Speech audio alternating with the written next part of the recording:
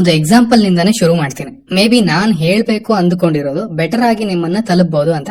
ನಂಗೆ ಗೊತ್ತಿರೋರೊಬ್ರು ನಿನ್ನೆ ಆ ವಿಡಿಯೋವನ್ನ ನೋಡಿದ್ರು. ನೋಡಿದ ತಕ್ಷಣ ಅದರ ಸುತ್ತ ಇದ್ದಂತಹ ಎಲ್ಲರಿಗೂ, ದೇವಸ್ಥಾನಕ್ಕೂ, ಅಲ್ಲಿನ ಸಿಬ್ಬಂದಿಗಳಿಗೂ ಎಲ್ಲರಿಗೂ ಬೈಯೋದಕ್ಕೆ ಶುರು ಮಾಡಿದ್ರು. ಹಾಗಂದ್ಕೊಂಡಿದ್ದೆ, ಹೀಗಂದ್ಕೊಂಡಿದ್ದೆ, ಇವರು ಹೀಗ, ಇದೇನಿದು, ಯು ನೋ ರೈಟ್. ಈವನ್ ನಿಮ್ಮಲ್ಲೂ ಎಷ್ಟೋ ಜನ ಅದೇ ರೀತಿ ಆಶ್ಚರ್ಯಗೊಂಡಿರ್ತೀರಾ, ಅದೇ ರೀತಿ ರಿಯಾಕ್ಟ್ ಮಾಡಿರ್ತೀರಾ, ವಿಚ್ ಇಸ್ ಫೇರ್. ಬಟ್ ನಂತರ ಅದೇ ವ್ಯಕ್ತಿ ಸಂಜೆ ಬರ್ತಾರೆ, ಬಂದು ಈ ಫೇಸ್ಬುಕ್ ಪೋಸ್ಟ್ಗಳು, ಒಂದಷ್ಟು ಟ್ರಾಲ್ ಪೇಜ್ಗಳಲ್ಲಿ ಬಂದಂತ ಪೋಸ್ಟ್ ಗಳನ್ನ ನೋಡಿ ಆ ವಿಡಿಯೋ ಮಾಡಿದ ಯೂಟ್ಯೂಬರ್ಗೆ ಉಲ್ಟಾ ಬೈಯೋದಕ್ಕೆ ಶುರು ಮಾಡ್ತಾರೆ. ಹೀಗೆ ಮಾಡಿರೋದು ಈ ಕಾರಣಕ್ಕೆ, ಇದಕ್ಕೇನೆ ಇವನು ಈ ತರ ಮಾಡಿರೋದು, ದುಡ್ಡು, ಧರ್ಮ, ಹಾಗೆ ಹೀಗೆ. ಇವನ್ ಇದು ಕೂಡ ನೀವು ಕೇಳಿರ್ತೀರ. ಇಲ್ಲಿ ಡಿಫರೆನ್ಸ್ ನೋಡಿದ್ರ, ಅದು ಕೂಡ ಇಷ್ಟೇ ಸಮಯದಲ್ಲಿ. ಮನುಷ್ಯನಲ್ಲಿರುವಂತಹ ಸ್ಟ್ರಾಂಗೆಸ್ಟ್ ವೆಪನ್ ಅಂದ್ರೆ ಅದು ಅವನ ಯೋಚನಾ ಶಕ್ತಿ ಅಂತೆ. ಆ ಕ್ಯಾಪಬಿಲಿಟಿಯಿಂದ ಅವನು ಹಲವಾರು ವಿಷಯಗಳ ಬಗ್ಗೆ ಯೋಚನೆ ಮಾಡಿ, ಅವುಗಳಿಂದ ಹುಟ್ಟುವಂತ ಕ್ವಶನ್ ಗಳನ್ನ ಕಲೆಕ್ಟ್ ಮಾಡಿ, ಅದ್ರ ಬಗ್ಗೆ ಅವನೇ ರಿಸರ್ಚ್ ಮಾಡಿ, ಒಂದಷ್ಟು ಆನ್ಸರ್ ಗಳನ್ನ ಪಡ್ಕೊಂಡು ಒಂದು ಕನ್ಕ್ಲೂಷನ್ಗೆ ಬರ್ತಾನೆ. ಅವನಿಗೆ ಆ ಕೆಪಾಸಿಟಿ ಇದೆ. ಬಟ್ ಇದನ್ನ ಈ ಮೇಲೆ ಹೇಳಿದ ವ್ಯಕ್ತಿ ಮಾಡಿದರೆ ಅಂತ ನಿಮ್ಗೆ ಅನ್ಸುತ್ತಾ? ಡೆಫಿನೆಟ್ಲಿ ಇಲ್ಲ. ಒಂದು ವಿಡಿಯೋ ನೋಡಿದ್ರು, ಇನ್ಸ್ಟೆಂಟ್ ಆಗಿ ರಿಯಾಕ್ಟ್ ಆದ್ರು, ಏನೇನೋ ಮಾತಾಡಿದ್ರು. ನಂತರ ಅದೇ ವಿಡಿಯೋ ವಿರುದ್ಧ ಇನ್ನೊಂದು ಪೋಸ್ಟ್ ನೋಡಿದ್ರು ಅಂಡ್ ಇನ್ಸ್ಟೆಂಟ್ ಆಗಿ ಒಪಿನಿಯನ್ ರಿವರ್ಸ್ ಆಯ್ತು. ಅಲ್ಲಿಗೆ ಅವತ್ತಿನ ಕೋಟ ಮುಗೀತು ಅಷ್ಟೇ. ನಾಳೆ ಮತ್ತೆ ಇದೇ ರೀತಿ ಇನ್ಯಾವುದಕ್ಕೂ ರಿಯಾಕ್ಟ್ ಮಾಡ್ತಾರೆ. ಈಗ ಅಕಸ್ಮಾತ್ ಅವರ ಫೋನ್ ನ ತಗೊಂಡು ನೀವು ಅವರ ಸರ್ಚ್ ಹಿಸ್ಟರಿ ನೋಡಿದ್ರೆ, ಆ ವಿಡಿಯೋ ನೋಡೋದಕ್ಕಿಂತ ಮುಂಚೆ ಆಗ್ಲಿ ಅಥವಾ ಆ ವಿಡಿಯೋ ನೋಡಿದ ನಂತರ ಆಗ್ಲಿ, ಆ ಕೇಸ್ ಬಗ್ಗೆ, ಅದರ ಸುತ್ತ ಇರೋ ವಿಷಯಗಳ ಬಗ್ಗೆ ಒಂದು ಸರ್ಚ್ ಕೂಡ ಇರಲ್ಲ. ನಾನು ಏನ್ ಹೇಳ್ಬೇಕು ಅಂದ್ಕೊಂಡಿರೋದು ನಿಮ್ಗೆ ಅರ್ಥ ಆಗ್ತಾ ಇದೆ ಅಂತ ನಾನು ಅನ್ಕೊಳ್ತೀನಿ.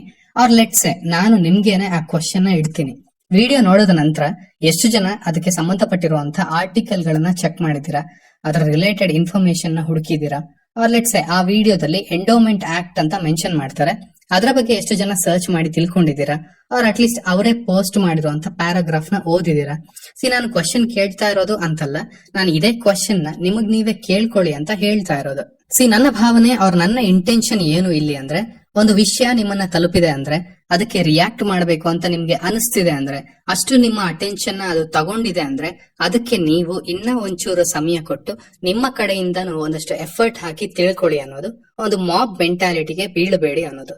ಫಾರ್ ಎಕ್ಸಾಂಪಲ್, ಇನ್ನೊಂದು ವಾರ ಆದ್ಮೇಲೆ ಇಷ್ಟೇ ಪ್ರೆಸೆಂಟಬಲ್ ಆಗಿ ಈ ವಿಡಿಯೋ ವಿರುದ್ಧನೇ ಇನ್ನೊಂದು ವಿಡಿಯೋ ಬರುತ್ತೆ ಅಂತ ಅನ್ಕೊಳ್ಳೋಣ.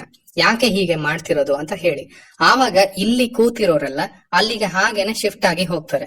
ಈಗ ಹೊಗಳ್ತಾ ಇರೋರು ನಾಳೆ ಬೈಯೋದಕ್ಕೆ ಶುರು ಮಾಡ್ತಾರೆ. ಇದನ್ನೇ ಮಾಬ್ ಮೆಂಟಾಲಿಟಿ ಅನ್ನೋದು. ಇಲ್ಲಿ ಪರ ವಿರುದ್ಧ ಅಲ್ಲ, ಆರ್ ನಾನ್ ಮೊದ್ಲೇ ಹೇಳಿರೋ ಹಾಗೆ ಇದು ಈ ಕೇಸ್ ಬಗ್ಗೆನೂ ಅಲ್ಲ. ಐ ಆಮ್ ಜಸ್ಟ್ ಸೇಯಿಂಗ್, ಯಾವುದೇ ಒಂದು ವಿಷಯದ ಬಗ್ಗೆ ಒಂದು ಕನ್ಕ್ಲೂಷನ್ಗೆ ಬರೋದಕ್ಕಿಂತ ಮುಂಚೆ ನಿಮ್ಮದೇ ಆದ ಒಂದು ಸಣ್ಣ ಮಿನಿಮಮ್ ಸರ್ಚ್ ಅನ್ನ ಮಾಡಿ, ಓದಿ, ತಿಳ್ಕೊಳ್ಳಿ ಅಂಡ್ ದೆನ್ ರಿಯಾಕ್ಟ್ ಅಂತ. ಬಟ್ ಅದು ಆಗ್ತಾ ಇಲ್ಲ.